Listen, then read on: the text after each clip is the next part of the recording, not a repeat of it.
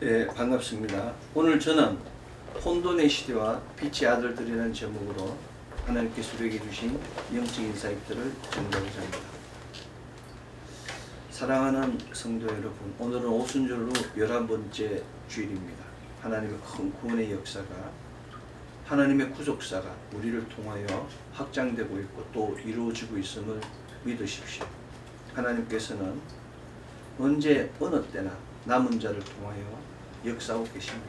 어느 시대나 하나님께서는 소수의 남은 자들, 택하신 자를 통하여 그 시대를 이끌어가고 있습니다.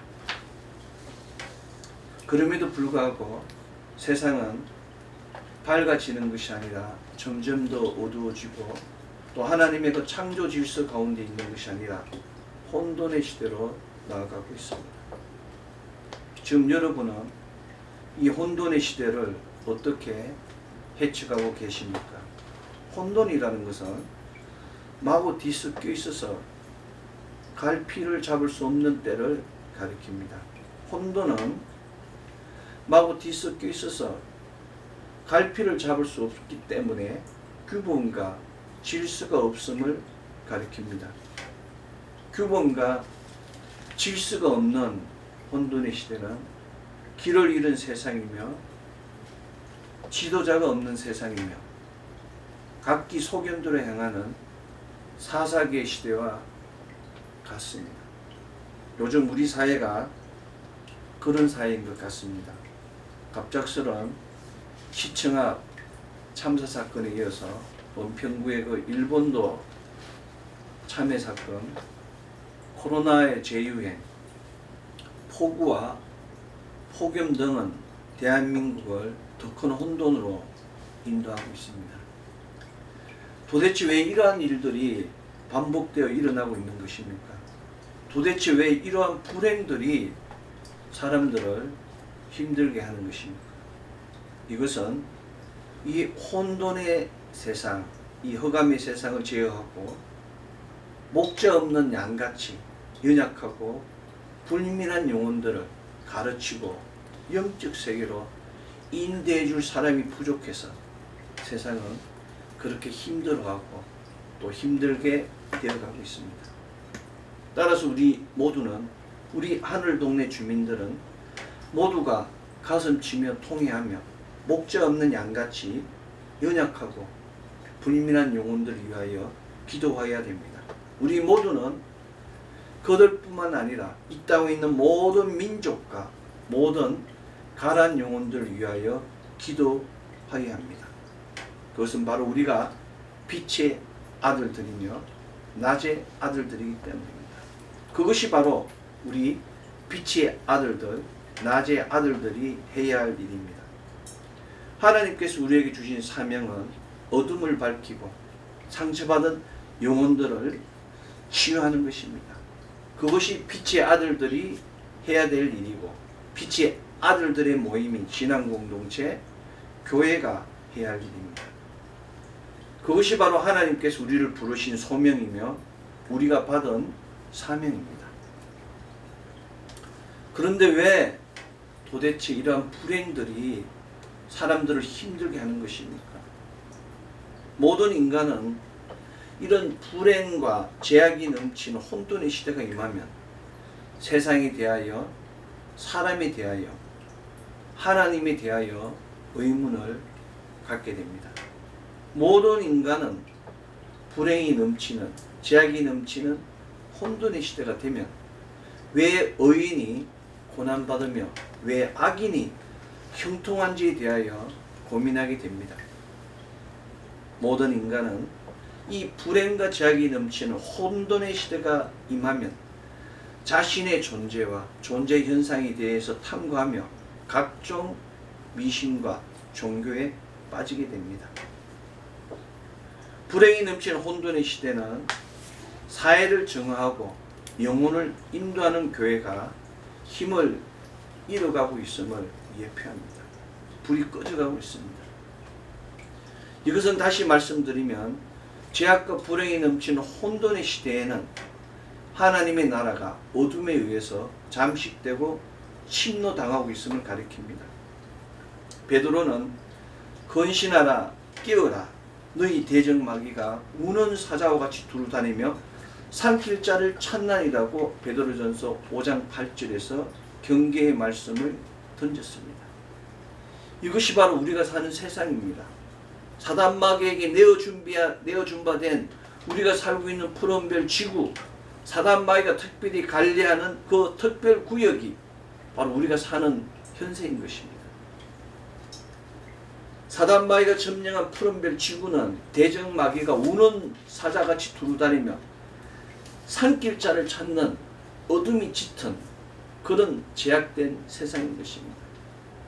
이 어둠으로부터 오는 이러한 고난이 바로 우리가 극복해야 될 운명이자 숙명입니다. 우리가 잘 아는 레위기 12장은 존재의 부정을 합니다. 출산의 부정, 원죄를 안고 태어날 수밖에 없는 인간, 아담의 범죄로 인한 그 원죄라는 숙명을 지고 태어나기 때문에 마귀한테 묶일 수밖에 없는 것입니다. 이 원죄 때문에 인간은 모태에서 탯줄에 묶이고 탯줄이 끊어지는 순간 운명에 묶이고 운명의 수레바퀴를 벗어나지 못해서 사단 마귀 귀신의 주구가 되는 것이며 감격이 되는 것이고 매이게 되는 것입니다. 모태로부터 탯줄이 끊어지는 순간 인간의 숙명이 시작됩니다. 미신에 빠진 자들은 탯줄이 끊어지는 그 순간 바로 사주팔자의 실을 따지며 세상을 미신으로 이끌어갑니다. 이러한 미신들을 버려야 됩니다. 사람들은 미래에 대해서 너무 궁금해하며 사주팔자, 주역, 타로 그런 것을 통해서 자기의 운명을 잃고 운명을 바꾸고자 이름도 바꾸고 부적도 바꾸고 생일도 바꾸고 굿도 하고 소도 잡지 않습니까? 그러나 그 모든 것이 사단이 만들어 놓은 올무이며 함정이며 플랫폼입니다. 이러한 영적 진실을 알지 못하면 미신이나 우상에 빠져서 사단 마귀의 주구가 될 수밖에 없는 것입니다. 이러한 영적 진실을 알지 못하면 사단 마귀의 주구가 되어서 자신뿐만 아니라 자신의 이웃, 자녀, 나라와 민족까지 혼돈에 빠지게 하는 것입니다. 이러한 일들은 지금부터 새롭게 만들어진 것이 아니라 옛날부터 있어온 가슴 아픈 진실입니다. 우리는 역대하 28장을 잘 알고 있습니다. 다윗의 후손 유다의 아스 왕이 그 미신과 우상에 빠져서 거짓을 행하고 바알의 우상들을 부어 만들고 흰놈의 아들을 골짜기에서 분양하고 이방인의 그 가정한 일을 본받아서 자녀를 불태우고 산당과 작은 산이와 푸른 나무 아래에서 제사를 드리며 분양하였다고 정확하게 증거하고 있습니다.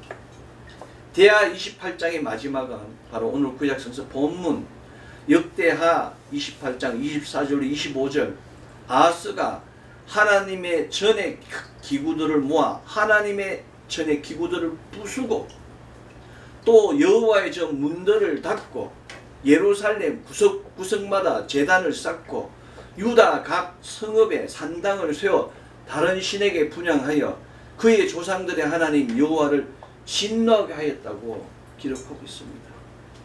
하나님 전의 기구를 부순다는 것은 성전 안의 성물을 파괴함을 가리킵니다. 여호와 전의 문을 닫는다는 것은 모든 예배를 파함을 가리킵니다. 성전의 목적이 무엇입니까? 하나님께 예배드림입니다. 그 예배드림을 막는 것입니다. 성전이 목적을 상실한 것입니다. 아하스 왕은 그것도 부족하여 오늘 구약성서 본문 이 말씀과 같이 예루살렘 구석구석마다 제단을 쌓고 유다의 각 성읍에 산당을 세워서 다른 신에게 분향하게 하였다고 자신의 민족까지 지옥불에 빠지게 인도하였다고 증거하고 있습니다. 사랑하는 성도 여러분, 아하스 왕은 이처럼 자기 자신뿐만 아니라 유다 족속 전체를 유다 지역 전체를 남유다 전체를 우상과 미신에 빠지게 한 것입니다. 이 얼마나 가정한 일입니까? 대하 28장은 그 결과 하나님께서 유다를 아람 왕의 손에 넘기시어 백성들을 다메섹으로 포로로 잡혀가게 했으며, 포로로 잡혀가지 않은 백성들은 이스라엘 왕에게 크게 살육당하는 심판을 행하였다고 증가하고 있는 것입니다. 남유다 북이스라엘입니다. 두 갈라진 그 민족이 두 개의 나라로 갈라졌는데 한 북이스라엘 왕이 그 남유다 족속들을 그렇게 살해했다고 증가한 것입니다. 그럼에도 불구하고 아하스 왕은 선지자 이사야의 그 신탁을 거부하고 아수르 왕 디글렛 빌레셀에게 나는 당신의 시아이며 당신의 아들이라고 굴종하며 성전과 왕궁 곳곳에 은과 금을 바치고 다메섹 제단을 예루살렘 성전 곳곳에 만들고 제사를 드렸다고 역대하는 기록하고 있습니다. 역대하 28장 21절로 23절은 이 아하스 왕이 공고할 때 더욱 여호와께 범죄하여 자기를 친 다메섹 신들에게 제사에 이르되 아람 왕들의 신들이 그들을 도왔으니 나도 그 신에게 제사하여 나를 돕게 하리라 하였으니 그 신이 아하스와 온 이스라엘을 망하게 하였다고 아주 정확하고 상세하게 증가하고 있습니다. 사랑하는 성도 여러분, 지금 눈에 보이는 것이, 지금 귀에 들리는 것이, 지금 손에 잡힌 것이 전부가 아닙니다. 지금 조용하다고 무슨 일이 일어나지 않는 것이 아닙니다. 아하스 왕의 그 조상 그 다윗의 믿음을 알고 있기 때문에 사람들은 그 아하스 왕이 역시 돌아올 수 있다고 믿은 것입니다. 그래서 하나님께서는 당신의 백성들에게 기회를 주는 겁니다. 악인의 길로 빠졌어도 돌아오기를 기다리는 겁니다. 누가복음 15장의 그 탕자와 같이 부모는 늘 자식을 기다리고 있는 것입니다. 그러나 사람의 마음에 짐승의 마음이 들어가는 순간 돌아오는 것은 쉽지 않습니다. 이것은 다니엘이 꾼 환상에서도 확인하고 있습니다. 또 그 마음은 변하여 사람의 마음 같지 아니하고 짐승의 마음을 받아 7대를 지내리라의 그 다니엘서 4장 16절의 메시지. 다니엘이 꿈을 꿨는데 느부갓네살에 그 꿈을 꾸었을 때 들었던 그 마음이 짐승의 마음을 받아 7대를 지내리라. 짐승처럼 산다는 얘기입니다. 7대를. 사람의 마음에 짐승의 마음이 들어가면 이처럼 짐승이 될 수밖에 없는 것입니다. 어떻게 사람이 생명부지의 사람을 일본도로 죽일 수가 있겠습니까? 어떻게 자기가 평생을 운전으로 해온 사람이 어떻게 맨정신으로 역주행해서 사람을 치고 그 수많은 사람을 살상할 수 있겠습니까? 바로 짐승의 마음이 들어갔기 때문인 것입니다. 벨드사살이라고 이름한 다니엘은 느부갓네살이 사람에게서 쫓겨나서 들짐승과 함께 살며 소처럼 풀을 먹으며 하늘 이슬에 젖을 것이요 이와 같이 7대를 지날 것이라고 다니엘서 4장 25절에서 해몽하였습니다.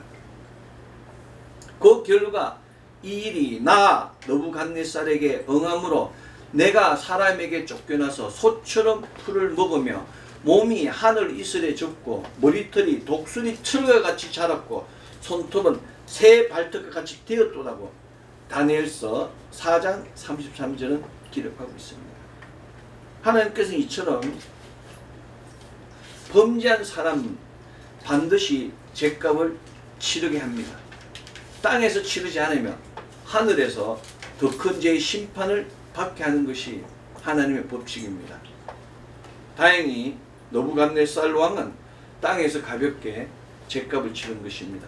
죗값을 치른 느부갓네살 왕은 다니엘서 4장 34절 그 기한이 참에 나 느부갓네살이 하늘을 우러러 보았더니 내 총명이 다시 내게로 돌아온지라 이에 내가 지극히 높으신 이에게 감사하며 영생하신 이를 찬양하고 경배하였나니 그 건세는 영원한 건세요 그 나라는 대대에 이르리로다고 기록하고 있습니다. 정신을 차리고 하나님께 감사드리고 하나님을 찬양하고 경배하여 나라를 새롭게 하였다고 다니엘서 4장은 증거하고 있는 것입니다. 이것이 바로 지도자가 가야 할 길입니다. 때로는 갓길로 갈 수도 있고 때로는 돌아갈 수도 있습니다. 그러나 반드시 가야 할 길을 가지 못하면, 반드시 도착해야 할 곳에 도착하지 못하면 반드시 그 대가를 치르게 됩니다. 우리는 벨드사살이라고 이름한 다니엘과 느부갓네살 왕을 통하여 이 사실을 분명히 깨닫고 또 그 메시지를 세상에 전하여서 죽어가는 영혼들을 깨워야 합니다. 세상을 사랑하여 떠나간 그 사람들을 우리가 계몽시켜야 하는 것입니다. 믿음의 선진들은 열왕기 상하와 역대기 상하의 기록을 통하여 지도자들이 나아갈 길이 무엇이며 지도자가 미신과 우상 숭배에 빠졌을 때 어떤 심판이 행하여졌는지를 분명히 정확하게 증거하고 있습니다.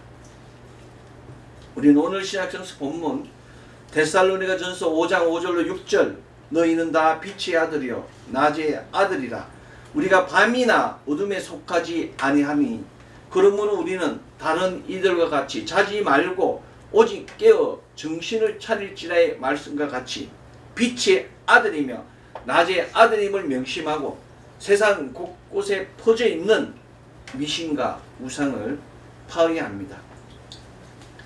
미신과 우상을 파하지 않으면 느부갓네살 왕과 같이 소처럼 풀을 먹고 몸을 하늘 이슬에 젖고 머리털이 독수리 털과 같이 되며 손톱이 새의 발톱과 같이 길러 짐승처럼 살게 됩니다. 여러분 주위를 보십시오.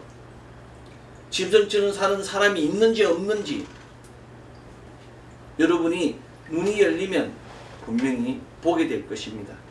미신과 우상을 파하지 않으면 유다와 같이 유다의 자녀들이 죽임을 당하고 유다의 백성들이 포로로 잡혀가며 남은 백성들이 살육당하는 등 온 나라가 절단되는 심판을 받게 됩니다. 요즘 우리 사회는 의와 불의, 선과 악, 사랑과 미움, 진리와 거짓에 대한 구분과 구별이 없는 그런 혼돈의 시대입니다. 세상을 보십시오. 얼마나 뒤죽박죽된 세상인지, 얼마나 규범과 질서가 어그러져 있는지 눈 있는 자는 귀 있는 자는 보고 듣고 알게 될 것입니다. 그럼에도 불구하고 하나님께서는 세상을 사랑하시어 때에 맞추어 길을 보여주시고 지도자를 세우셔서 우리를 인도하여 주시고 계심을 믿으십시오. 이것은 제약이 가득한 시대에서 노아를, 우상의 도시 우르에서 아브라함을, 각기 소견대로 행하는 가나안 시대의 사사들을, 애굽의 노예 생활에서 모세를, 이방 포로기 시대에는 느헤미야를 보내주시면서 증거할 수 있습니다. 지금 당한 당장의 위기나 환난 때문에 두려워하거나 흔들리지 마십시오. 어제나 오늘이나 영원토록 동일하신 아버지 하나님께서 우리를 위하여 모든 살 길을 열어놓으셨음을 믿으십시오. 그것이 바로 말씀이며 그것이 바로 예배며 그것이 바로 기도입니다. 말씀을 믿고 믿음으로 예배하고 일심으로 기도하면 앞으로 주실 복이 넘치게 될 것입니다. 감사와 찬양으로 나아가면 놀라운 역사가 일어남을 믿으십시오. 믿음이 모든 환난에서 우리를 승리하게 합니다. 숙명은 뒤에서 날아오는 화살과 같으며 운명은 앞에서 날아오는 화살과 같습니다. 우리는 뒤에서 날아오는 화살과 같은 그런 숙명, 앞에서 날아오는 화살과 같은 그런 운명을 바꾸어 혼돈의 시대에서 빛이 되는 하나님의 사람으로 변화되어야 됩니다. 우리는 희망도 소망도 별도 달도 없는 이 혼돈의 시대, 바로 이 혼돈의 시대에서 빛의 아들들이 되어 낮의 아들들이 되어 이 땅의 소망이 되고 별같은 존재가 되어야 됩니다. 우리는 희망도 소망도 별도 달도 없는 혼돈의 시대, 바로 이 혼돈의 세상에서 어둠을 밝혀서 길 잃은 영혼들의 인도자가 되어야 합니다. 우리는 빛의 자녀들입니다. 우리는 해가 어두워지고 달이 핏빛같이 변하고 있는 이 혼돈의 시대에 오늘 신약성서 본문 데살로니가전서 5장 5절로 6절 너희는 다 빛의 아들들이요 낮의 아들이라. 우리가 낮이나 어둠에 속하지 아니하나니 그러므로 우리는 다른 이들과 같이 자지 않고 오직 깨어 정신을 차릴지라의 말씀과 같이 빛의 아들이며 낮의 아들임을 명심하십시오. 더욱더 영광의 소망 되시는 그리스도 예수를 표대로 그 십자가에서 떨어지는 보혈에 의지하여 선한 싸움을 마치기 위하여 함께 예배하고 함께 찬양하고 함께 기도하고 함께 주신 소명을 온전히 마쳐야 합니다. 아멘. 아무것도 없어도 됩니다. 아무것도 배우지 않아도 됩니다. 아무것도 없고 아무것도 배우지 않을지라도 그저 기도하고 예배하고 성경 공부했는데 기적과 표적과 이사가 일어나는 것이 바로 빛의 자녀들에게 주어진 권세이자 권능입니다. 할 수 있거든이 무슨 말이냐? 믿는 자에게 능히 하지 못할 일이 없느니라의 말씀을 믿으십시오. 내가 진실로 진실로 너에게 이르노니 나를 믿는 자는 내가 하는 일을 그도 할 것이요 또한 그보다 큰 일도 하리라는 이 말씀을 믿고 입으로 선포하십시오. 이것이 바로 참된 빛의 자녀들이 나아가야 할 길입니다. 오늘 신약성서 본문 너희는 다 빛의 아들이요 낮의 아들이라. 우리가 밤이나 어둠에 속하지 아니하니라의 말씀을 믿고 먹고 사는 문제 때문에 걱정하고 염려하는 것이 아니라 영원한 생명을 위하여 하나님 나라를 위하여 집중하는 우리가 되어야 합니다. 우리 모두는 빛의 아들들이라는 낮의 아들들이라는 사명을 위하여 깨어 기도하며 하나님의 그 구원의 역사가 우리 안에 충만하게 하여야 합니다. 깨어 기도하여 우리의 모든 문제가 풀리고 열리고 해결되게 하며 깨어 기도하여 그 안은 처소마다 혼돈이 질수록 흑암이 강명으로 사망이 생명으로 채워지게 하는 놀라운 역사를 행하는 빛의 아들, 낮의 아들이 되어야 합니다. 지금 이 시간 우리 모두가 새롭게 깨어지고 복음으로 변화되어 신분이 바뀌고 권세가 바뀌고 생명이 넘치며 이로부터의 놀라운 축복이 차고 넘치는 가정자녀 기업 되기를 소망합니다. 아멘. 오순절로 11번째 주일 우리 모두가 빛의 자녀로서 소망이 되고 별이 되어 이 혼돈의 시대를 밝히며 길 잃은 영혼들을 인도하며 예배와 기도와 찬송으로 주님을 기쁘시게 하며 사단 마귀의 일을 멸하여 멸관이 넘치는 놀라운 역사가 그 생명의 역사가 축복의 역사가 차고 넘치는 가정, 자녀, 기업 되기를 소망합니다. 아멘. 기도하겠습니다. 사랑의 아버지 하나님 감사합니다. 오늘도 주의 전에 불러주시고 주의 생명의 말씀으로 우리의 정체성을 알게 하시고